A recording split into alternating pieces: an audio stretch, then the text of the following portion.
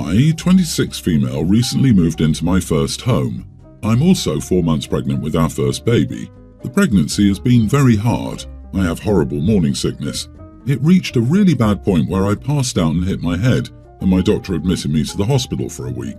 When I got home from hospital, I found out my husband had allowed his brother's family to move into 2 of our 3 bedrooms. They were evicted, and I don't know why. One room that was my office was tossed into our room, and my papers were everywhere. The house was a complete wreck. Trash, dirty clothes, used diapers. I started to cry. It was like a light flipped. My husband was no longer the same. My husband told me it wasn't that bad. My reply was, fine, then you should have the house cleaned up before I wake up. Completely exhausted, I fell asleep for 4 hours. I woke up and went to get a drink of water. I couldn't do it because every glass we owned was scattered around the house. They didn't clean a single thing. I passive-aggressively started to pick up the dirty dishes and wash them. The following morning, I was trying my best to work when their kids were crying non-stop, banging on the walls and so on. Their mom was in her room for hours, ignoring them. When my husband came home, he was upset with me over how I didn't make his brother's wife feel welcome in our home by helping with their kids when she was tired. Then continued to complain how nothing was done while he was at work all day in the house. Yep, the same one he didn't clean. That led to a fight where I told him I am too sick to have company and they need to leave. To which he replied they were his family and that he won't kick them out. I started to cry again. I was beyond frustrated and exhausted. I physically couldn't do it anymore. I called my mom, asking if I could come to stay with her. I told her the whole story in front of my husband, who at this point was completely shocked and angry. Also, I could tell he wasn't sure what to do. My mom came with my brothers. I have 3 older brothers. My mom was super angry and told my husband, since your family can stay, so can we. My mom quickly took charge. I was sent to bed. My brothers started cleaning, complaining loudly at how disgusting my brother-in-law's family was, along with what a horrible husband my husband is for putting me through this while I'm sick. I got a text message from my mother-in-law calling me an idiot for not helping my husband clean up the house and putting my brother-in-law in an uncomfortable position by having my mom boss him around. My husband is currently staying in a hotel because I needed space. Wait, your mother-in-law called to fuss at you for involving your mother? There's this pot kettle thing. Not the idiot 1000%, but house guests in a shared home require 2 yeses and only 1 no. Both of you agree or it shouldn't happen. Your husband has treated you abominably. I'm not sure I could deal with that, honestly. Can you go stay with your mom? You can't stay alone due to your sickness. Your mom is the mom of the year, so are your brothers. This will not get better, OP, if you don't set some major boundaries. Again, that he did this while you were in the hospital suggests he knew you disagreed and wanted to present it as a done deed you couldn't or wouldn't argue with. Go stay with Mom and let him enjoy lying in the filthy bed he's made. I'd tell him that you're not coming back until they're gone and your house is as clean as when you left it. If he won't or can't, then you know where his priorities are. Darling, you're pregnant. The house you describe is unfit to bring a newborn into. Depending on how bad and what country you live in, Child Protective Services could step in. Is your marriage worth potentially losing custody of your baby over? Because I can tell you right now that it shouldn't be. That baby has to be your #1 priority, and living in a house full of dirty dishes and moldy food ain't it, sis. My heart hurts for you, but you deserve so much better. I mean this in the nicest way possible. Please start prepping for divorce. Your husband moved people into the home without consulting you first. He's prioritizing their needs over the needs of his wife and unborn child. I know this may be hard to hear, but since you're now pregnant with his child and tied to him forever, this is where many abusers show their true colors. It's time for you to start thinking about exit strategies. In fact, I think you're underreacting, which is understandable considering your current health. My wife, 30, and I, 31 male, have been married for about 7 years now. I decided to go on a last-minute work trip which caused me to book flights, hotel, etc. late at night and then fly out the next day. I needed new work slacks for the trip since I've primarily been working from home in my current company, so we had to make a late-night run to the local Walmart to get a few pairs. We also got some button-up shirts. When we got home, I had some stuff to finish up with the planning, so I asked my wife to wash my new clothes so that my shirts weren't so wrinkly. I handed her the shirts to wash separately and put the pants in the dirty laundry. While they washed, she packed my suitcase and then added the shirts when they were done. When it came time to leave, I verified everything was packed by asking her if she packed my pants. She said yes. Cue too late the next night when I arrive at my hotel and my slacks aren't in there. Only my brown khakis and grey khakis. I call her pretty upset, asking where my slacks were. She got defensive and told me she thought she packed all my clothes. I'd laid them out on the bed beside the stuff to be washed and told me they should be in there. I made her check the laundry room to be sure, and she looked around the whole house before finding them in our bedroom laundry basket, unwashed. I repeated a few times how I was frustrated that she hadn't packed them but had told me that she did. She said she didn't realize by pants I meant my slacks and that she was busy trying to do other stuff and just remembered packing some pants with all the other things I'd laid out. She also said it was unreasonable for me to be upset with her when they were my pants, and she didn't think she was expected to do a whole second load of laundry at midnight. In the end, she attempted to make me feel better by saying that it would be okay and my work would understand that sometimes things get a bit hectic with packing and travelling last minute, and I can buy more in the evening hopefully. I feel bad because I could tell she was frustrated with me for blaming her, but in my defence, I did ask her if she packed everything. Am I the idiot because my wife forgot to pack my slacks for a work trip and I was frustrated with her over the phone, so we argued? You are the idiot. You're a grown adult and should be doing your own packing and laundry. You are responsible for checking that all the items are in the suitcase before leaving. I'm also not sure why you put the clothes in a dirty garment hamper, as the only reason they would have been discovered is if your wife decided in the middle of the chaos of your departure to put a load of laundry on. What are you, a little kid? We had to go to Walmart.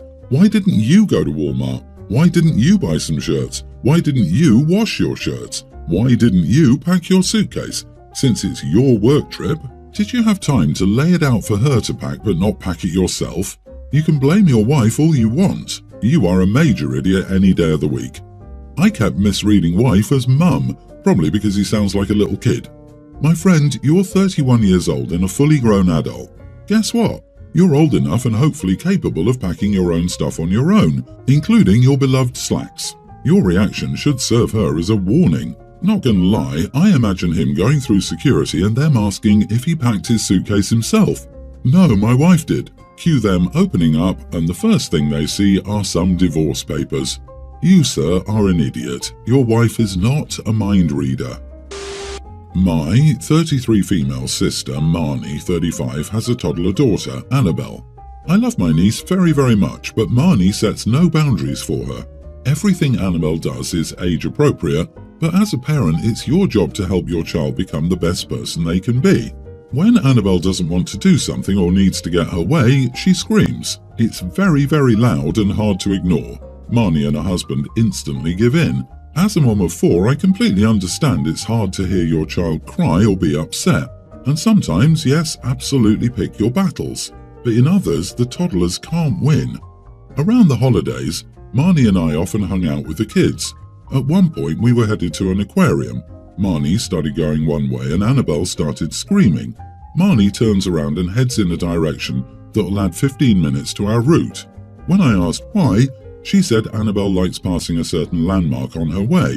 However, Annabelle then started screaming she didn't want to see it, and halfway there we turned around. It added more time and my kids were annoyed. I let most of this go as Annabelle isn't my child, it isn't my vehicle or house where these predicaments occur. But then Marnie broke her leg while her husband was out of town. She needed help getting around and tending to Annabelle, so I agree they should stay with us. Last night we picked up our kids from school, stopping at Annabelle's preschool last. Once we finally got her in the car, she didn't want to leave, and Marnie let her just run around for 10 minutes and wouldn't let me grab her because she's the boss of her body. I'm exhausted. I still have to get home and cook.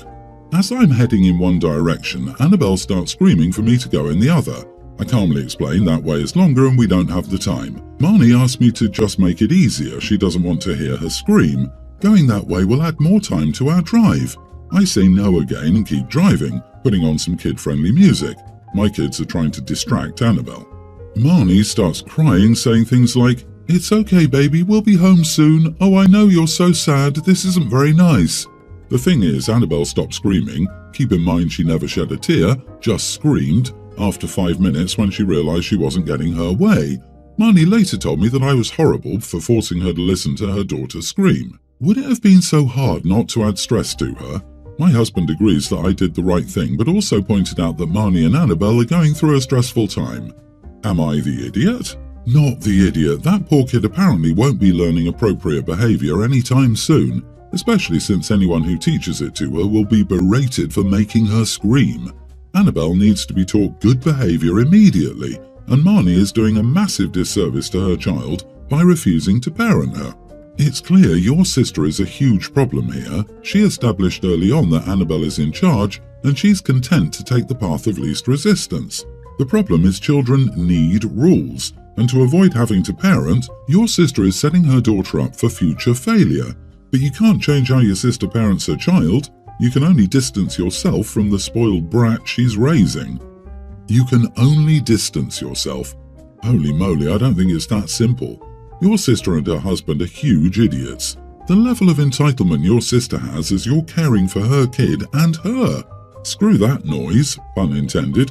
I'd let her navigate the broken leg and screaming toddler alone. You have 4 kids of your own. That's harder than dealing with 1 kid and a broken leg. I, 45 female, have 3 children. My eldest, Gia, is 28 years old. About 5 years ago, she moved about 90 minutes away to live with her boyfriend, Marco. They've since had 2 girls that are a preschooler and a toddler. My younger daughter, Alexis, nearly adult, is mentally and physically disabled. While she's somewhat independent, she'll never live alone and requires much care. When my oldest granddaughter was born, Gia kept hinting that I should come to visit and help her. I did come down a couple of times, but Alexis's health was pretty poor at that point, so that had to be my focus. Eventually, Gia confided in me that Marco didn't help with the baby. I sympathized. As time went on, things didn't get better. I was surprised when Gia told me she was trying to conceive number 2. I asked if Marco was doing better, and she said no, but he really wanted to try for a boy. It's her life and her business, so I let it go. Sure enough, nothing changed when my youngest granddaughter was born. Around this time, my cousin passed. I was left as the guardian of her toddler daughter, Evelyn. Juggling Evelyn and Alexis is no easy task, and I'm also doing it alone. I have never asked my older kids for help and never would. This past year, Gia kept hinting that I should come down more.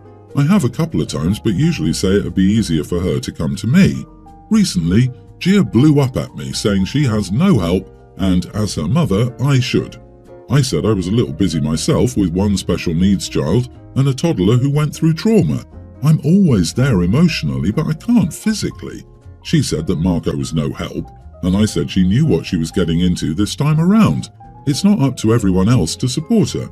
She got mad and told me I was insensitive. I was talking to my sister and she said I'd gone too far. Am I the idiot? Not the idiot. She should redirect her anger towards her husband instead of you. Managing a toddler that just lost her mom and a teen with disabilities all on your own is amazing in itself. Hang in there. Don't feel like you need to be doing more. Geez, seriously. OP has at least as much on her plate as her daughter does, if not more. What in the world does she want from her? What's OP supposed to do with her responsibilities while she takes off to help her daughter?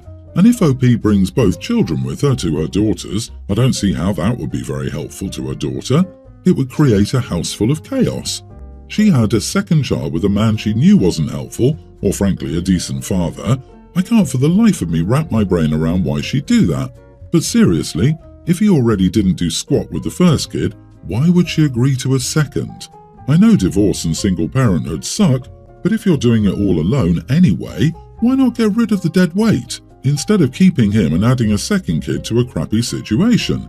Yep, Gia is a big girl who found out her partner was useless with the first child, then chose to have a second. You have a full plate. Her mess, and she needs to deal with it. She needs to give the lover boy a wake-up call, as in, man up, daddy. My brother-in-law was driving us home and my hands were starting to shake because I hadn't eaten, so I was going to eat one of the pastries I'd bought, but he said I couldn't eat in his car. He was acting like his precious car would combust if it got crumbs in it, so I asked him to pull over because I needed to eat something. I decided to walk home while eating my pastry because I was annoyed at him. He kept asking me to get back in the car and claimed my husband would give him a hard time if he let me walk home, but I told him I didn't care and I walked the entire way. So now my husband is mad at his brother, and my brother-in-law is blaming me because I refused to get back in the car. They had a huge argument when my husband first found out, and my husband also privately told me I should have just let his brother drive me home instead of being stubborn and walking. Every time we argue about it, my brother-in-law asks me if I'm going to start sulking again, which is really getting on my nerves. Am I the idiot? So I asked him to pull over because I needed to eat something. He complied and pulled over so you could eat. Then you acted like a toddler because he did exactly as you asked. You are the idiot, OP. Grow up. You literally had to eat a pastry that second. Why are we assuming you have diabetes? You were so desperate for energy, literally shaking, yet you were able to walk home to prove a point. If it wasn't that far of a walk, it would have been an even shorter drive. Surely you could have waited to stuff your face. I think you're a control freak. If his bringing up how you act gets on your nerves, then maybe don't act that way and learn to be patient. Take better care of yourself so you're not about to faint while sitting in someone else's car because you haven't eaten food all day. He doesn't want crumbs in his car. You should have offered to pay the cleaning if you made a mess. Considering how shaky you were, crumbs were likely. All in all, a huge idiot now for intentionally making two brothers mad at each other. You owe them both an apology.